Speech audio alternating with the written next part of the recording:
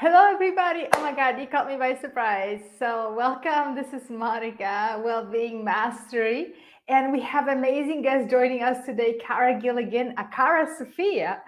And she'll be in here in just a minute. And, in the meantime, I wanted to introduce you to our show again because it's a special occasion. We are on day 3 of Wellbeing Mastery. We're sending out the emails with all the interviews with our outstanding guests. We have 27 amazing guests with us, and they are going to be sharing, and they are sharing, they've already shared this amazing information about health, vitality, how to get more energy in your body. And hey, we got Kara. I'm going to let her in so she can join us. Welcome. Hi, Monica. Hi, how are you? I was just introducing the show a little bit because we're on day 3 right now. So it started on Tuesday. So it's been Exciting. exciting. Yes. Welcome. Thanks so much for joining. And so I'm excited to introduce you to Akara Sophia. She's one of our amazing guests that is joining, and she wanted to come on and just introduce herself and tell us a little bit about what she does. So in any case, as I was saying, we're gonna get Kara here in just a second to tell us about her amazing work. But if you guys still want to join, it's not too late. We're on day 3, but we're going for 13 days. That's the magic number. So I'm putting the email, the link up in the Facebook here in the comments as well. So everybody, you can just click on the link and join for free. It's absolutely free. 27 guests talking about how to gain that amazing vitality, health, energy in your body. And we answering this question from many different angles and perspectives. And this is what I love about the show. So welcome, Kara. I'm so glad you're here. Tell us a little bit about who you are and what's happening. Well, my name is Akara Sophia. We're getting a little feedback there. And I also go by Kara Gilligan. And I do mostly healing work that's based in the Akashic records and the path of the soul. So I work more on the spiritual and the soul level. That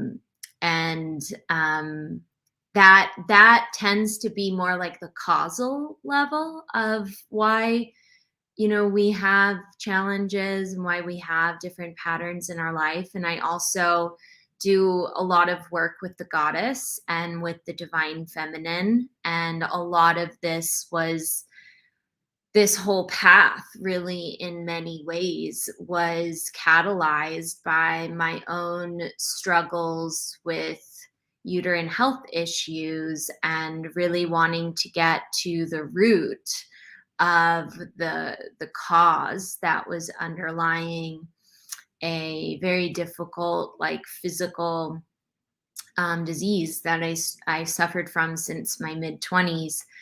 And it really led me on this very deep soul healing journey.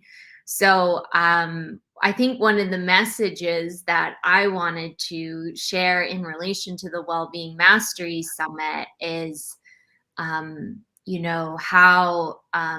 how our wounds and how our disease and sickness or whatever it is that, chronic fatigue, burnout, whatever we might be experiencing that is contributing to a lack of vitality, how to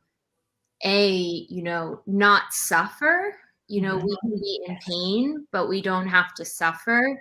We can have the symptom, we can have whatever it is, but we don't have to be in a mental and emotional or a spiritual state of suffering because of that. And for me, a lot of that alleviation of the suffering side of disease or lack of vitality came through really understanding the deeper meaning and purpose and the lessons that the challenge with health is evoking in us. And that's a lot of, there's a lot of different levels of healing. And, there's the physical side of healing, there's the energy bodies and the emotional side of healing. And then sometimes there is that deeper sort of creating and understanding the meaning and the purpose and that causal level of our healing path. And so that's more where I work. But of course you need all of it. You can do Yes. this full healing work, but it doesn't mean that you're not going to have to change your diet or, Yes. like get some really great treatments, acupuncture, herbal, craniosacral, whatever it is. Mhm. Um, I think that our interview, we really went deep into that and like embracing that underworld process. Sometimes that lack of vitality or health challenge can bring us into, and how to meet that with grace. And really, once I find like you have some of that like meaning and purpose and understanding and alleviation of suffering, a lot of times that's when the healing on other levels can really start to flow through as well. Yes. Yes, I so appreciated that part of I mean, I appreciate the interview and actually taking us deeper. Because, like Mhm, you say, we need all levels and we need the physical level because, it may be as simple as we really not eating right, or our life is full of toxicity physically. And just mediating or eliminating all that stuff that's not serving us on a very physical level can be groundbreaking, but it's not all of it. There's all different levels that we are as human beings. We are yeah, multidimensional, and we're physical, spiritual, mental, emotional, mm, and beyond that as well. And so I just loved how you brought that expansive perspective. And what I also loved is that you work with tantra and you work with going into our sensations, going into the body and embracing mhm, what we feel, what we experience, even if it's depth of suffering and pain. mm, mm, As we embrace it, we become so much more of a human being, so much more of an empowered being. yeah, And like you're saying, we don't have to suffer from pain. We can experience it. And as we experience deeper, as we connect and really feel into it, the suffering disappears. The pain doesn't always disappear, yeah, but the suffering does. yeah. And sometimes like a lack of vitality is, Mhm. really deeply connected to be like behavior and lifestyle. Yes. And Mhm. um it's not a soul level experience that's like a karma that's aligned. Well, there is a karma, but it might be Mhm. like a repeating action you're taking, like eating hamburgers or something, right? But Yeah. would it be okay if I just gave people like a little snapshot into Yeah. like the level of healing like disease? Um, Absolutely, I would love that. Yes. yeah, because a lot of people aren't like it is a little more esoteric and it is a little more out there. So Yes, some I just want to interrupt and say, it may sound esoteric, but it's very relatable.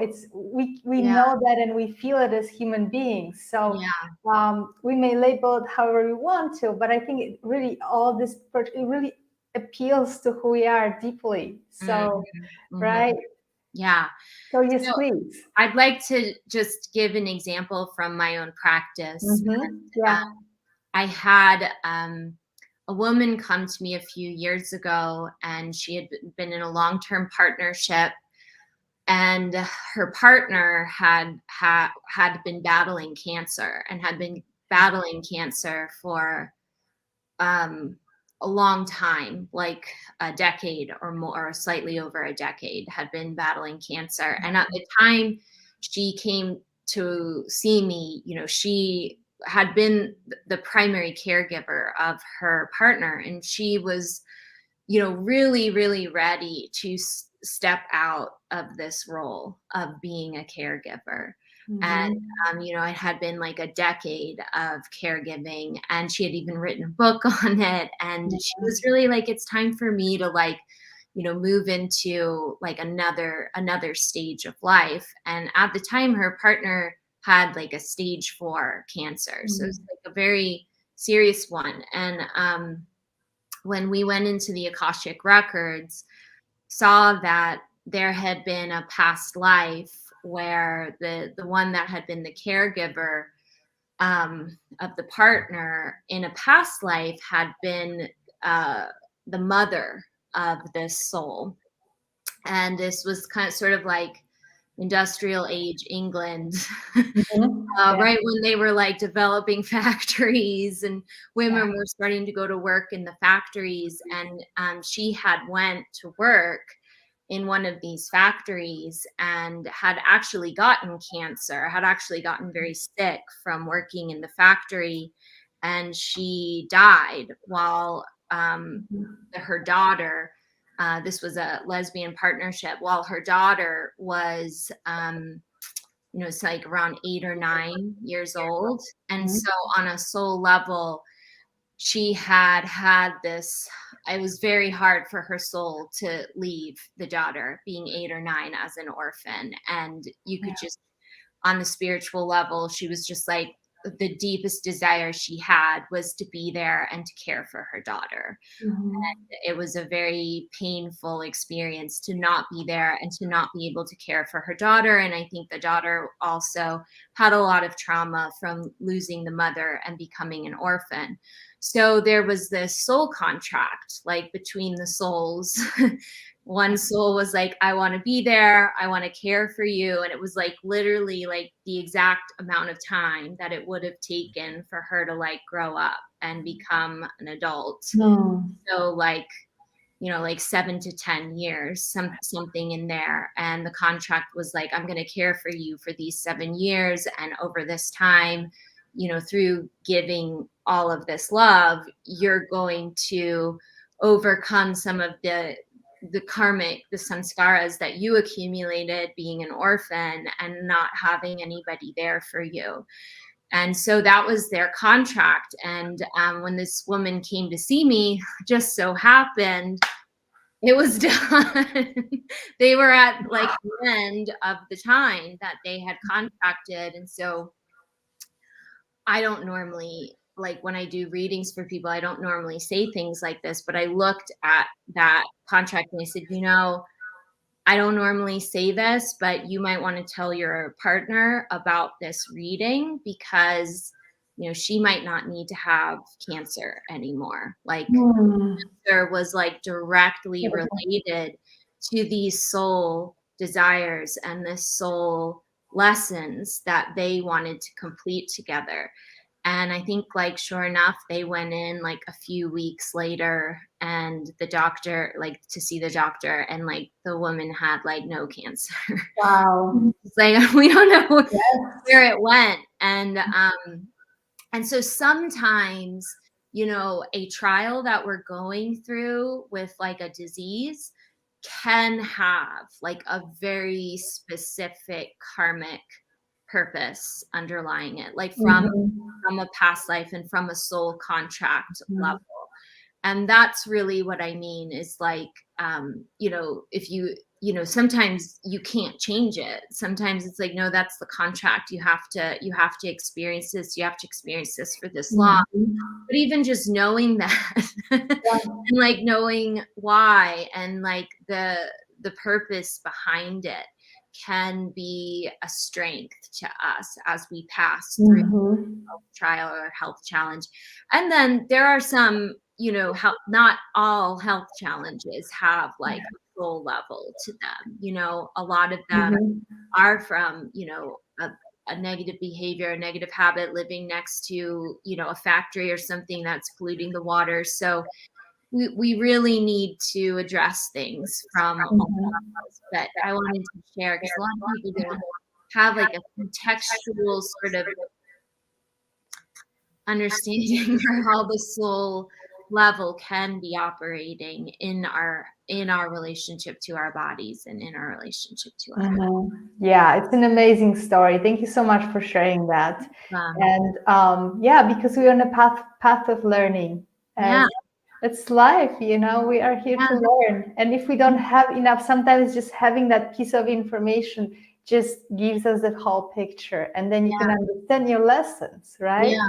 Yeah. Don't have to reproduce them. Maybe even if you're living by a factory that's polluting your air and you're getting sick from it, maybe you need a lesson on a higher level or on a more expansive level to Right. understand that maybe Right. you can move and Right. something's Exactly. keeping you there. Yeah.